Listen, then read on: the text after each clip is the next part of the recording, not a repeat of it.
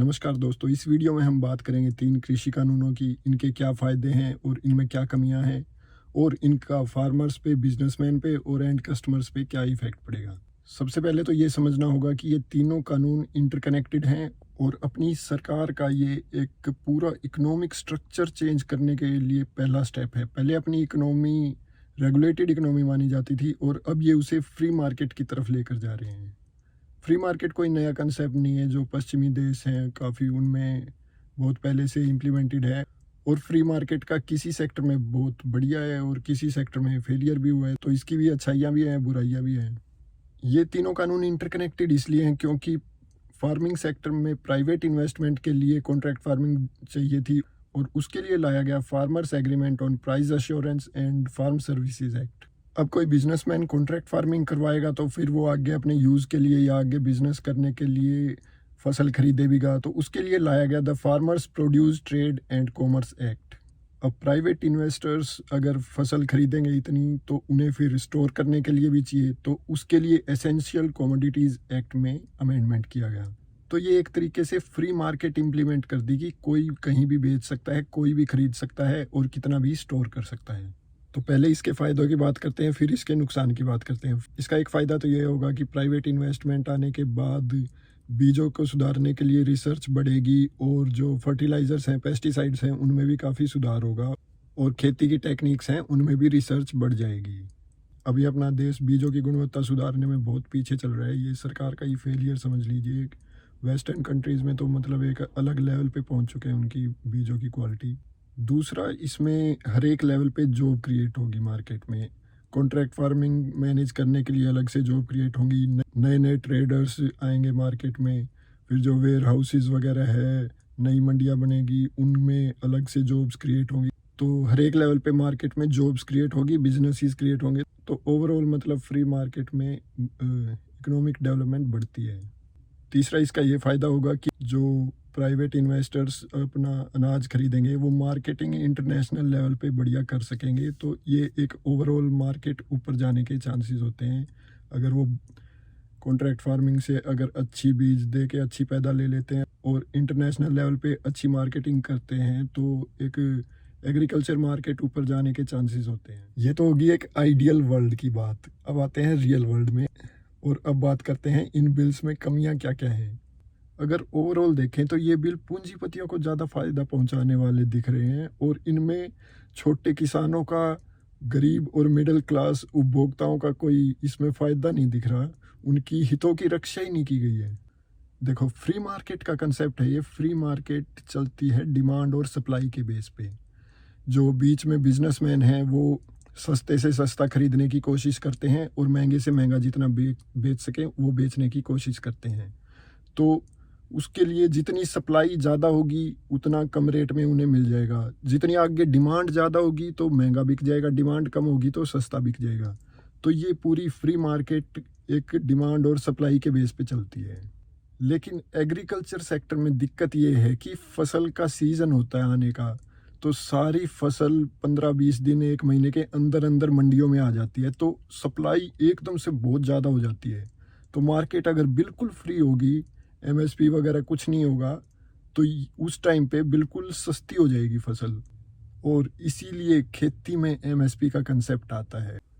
तो बिना एमएसपी के ये फ्री मार्केट का कंसेप्ट किसानों के लिए फेल हो जाएगा। बिजनेसमैन के तो फ़ायदा होगा, उन्हें सस्ते में चीज़ें मिल जाएगी, बीच में स्टोर करेंगे, आगे महंगे बेच देंगे।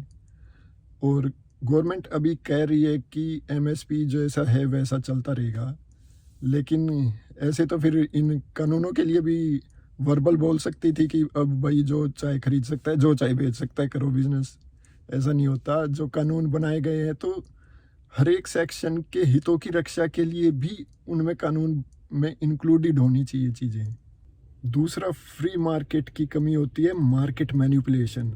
जो बड़े बड़े उद्योगपति आ गए हैं मार्केट में, वो मार्केट मैनिपुलेट कर सकते हैं बड़ी ईजिली। जब मार्केट में फसल आएगी तो वो खरीद के इतने लाखों टन के स्टोरेज बना रखे हैं उन्होंने, वो भर के बैठ जाएंगे और मार्केट में सप्लाई लिमिट कर देंगे। और जब महंगाई बढ़ेगी तो फिर धीरे धीरे निकालना शुरू कर देंगे।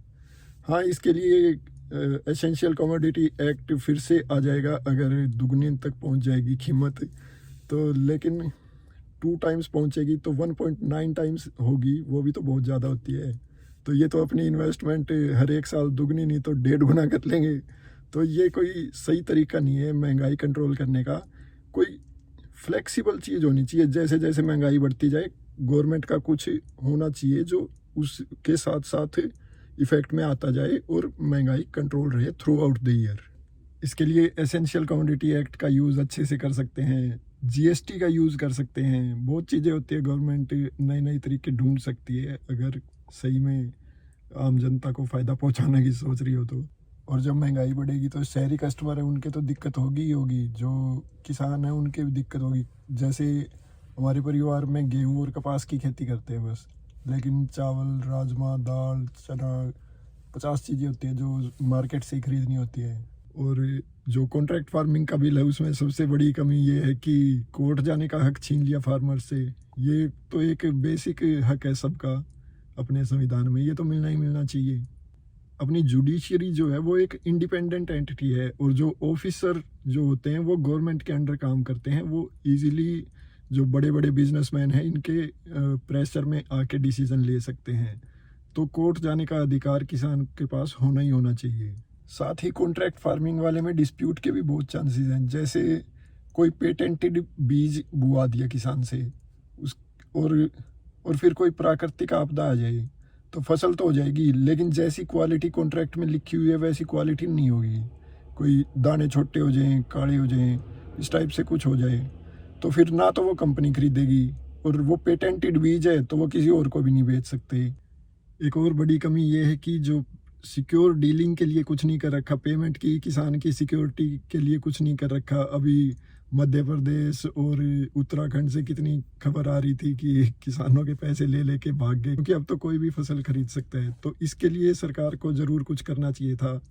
एक एग्जांपल लेते हैं, अलीबाबा है जैसे, उस पर भी कोई भी खरीद सकता है, कोई भी बेच सकता है। वो एक होलसेल बेचने का, खरीदने का प्लेटफॉर्म है, लेकिन अलीबाबा जो है वो पेमेंट की जिम्मेवारी लेता है खुद। और ऐसा ही कुछ गवर्नमेंट भी कर सकती थी, कुछ ऐसा प्लेटफॉर्म प्रोवाइड कर सकती थी जिस पे डीलिंग कर सकें और पेमेंट की जिम्मेवारी गवर्नमेंट की हो जाए, वो एक लीगल सिस्टम हो जाए। तो ओवरऑल देखा जाए तो फ्री मार्केट का कंसेप्ट सही था, ओवरऑल इससे इकोनॉमिक डेवलपमेंट होती है, लेकिन हर एक सेक्शन का ख्याल रखना बहुत ज़रूरी था। छोटे किसानों का, जो गरीब और मध्य वर्गीय उपभोक्ता है उनका, इन सब के हकों की रक्षा करनी बहुत ज़रूरी थी। और इसीलिए एमएसपी बहुत ज़रूरी था इसमें, और कोर्ट जाने की इजाज़त बहुत ज़रूरी थी, पेमेंट का सिक्योर करना बहुत ज़रूरी था, और महंगाई कंट्रोल करने के लिए कुछ करना भी बहुत ज़रूरी था।